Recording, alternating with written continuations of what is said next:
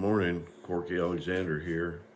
I'm going to talk a little bit about the guitar in social music and the importance of human interaction with your guitar playing and the role of guitar in a social music setting. Okay. First of all, uh, we want to put the guitar in its place. In other words, uh, if we get too uptight about trying to be successful or trying to be famous or whatever. When we're boys, we stood in front of the mirror with the guitar around our neck, talking about when we get famous. Um, and, that day doesn't come for a lot of people, for most people, almost all people. And so we're going to find out how much you love the instrument by the time that you spend with it and the creative ways you find for opportunities to play. So that put the guitar in its place. In my personal life, it meant I had to change from looking for somebody to support me in music, such as an audience or record company or you know anything else.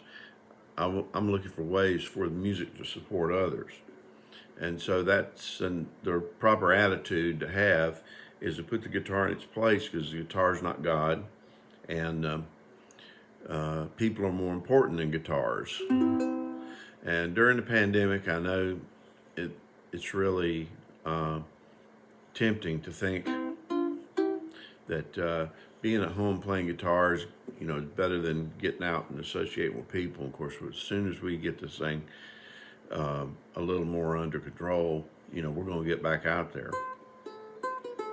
I had the lesson though that when I started in the band, playing in a garage band, which is social interaction of young people in a location to learn to play music together, and I appreciate and still value the experiences that I had with my band members, and we still connect with each other. A few made big time, out of the neighborhood.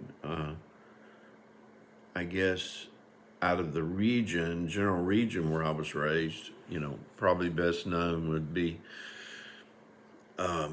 David Licht in the klezmer world, and then probably Lenny Stadler, who played for Blackfoot for a few years in North Carolina there.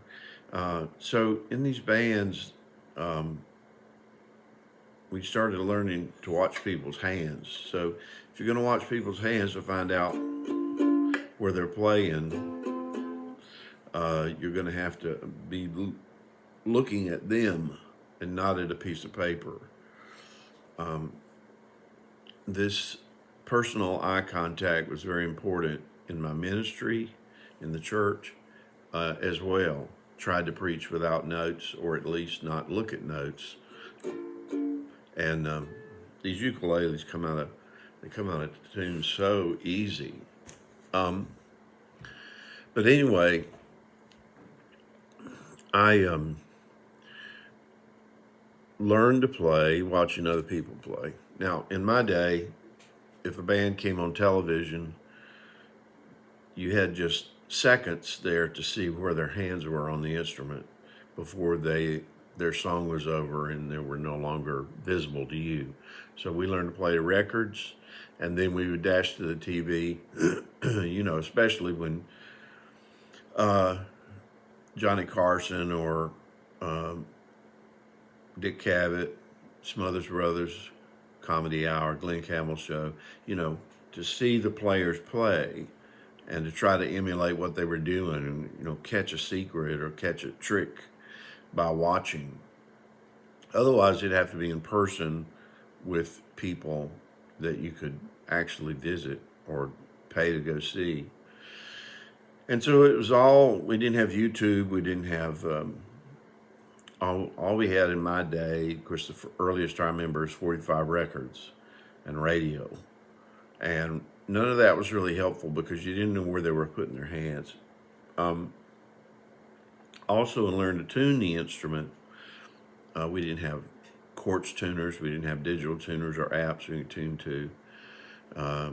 I never used a pitch pipe because it never made sense to me. But anyway, I never used a tuning fork because I couldn't hear it. But anyway, learn to tune to other people. Now, when you walk into a room and there's somebody already in there playing guitar and you bring your guitar in,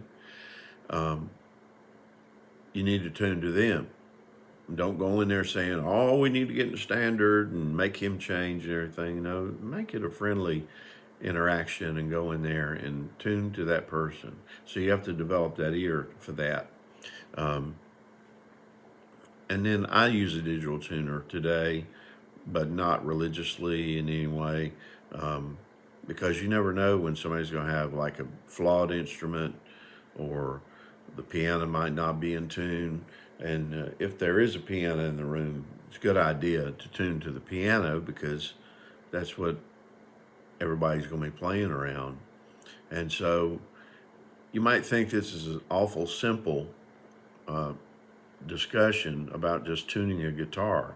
But when you enter into a place and you're able to tune, I was asked to go in Boston, Massachusetts to a bluegrass night at a home, and I was trying to learn the mandolin, still are, and had to go in the room, and they were already playing. Banjo was flying, acoustic guitars, stand-up bass, singers, and I had to jump in and be able to tune to what they were doing. Of course, I was lucky because bluegrass is often in the key of G.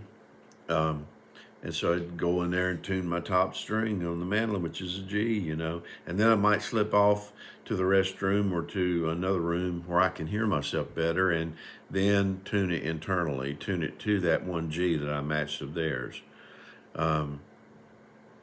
This may seem really, really crazy conversation, but this is really how you can have an opportunity to learn how to play with others. So I went and got my GED after the band was disappointing. We never really got any big opportunities.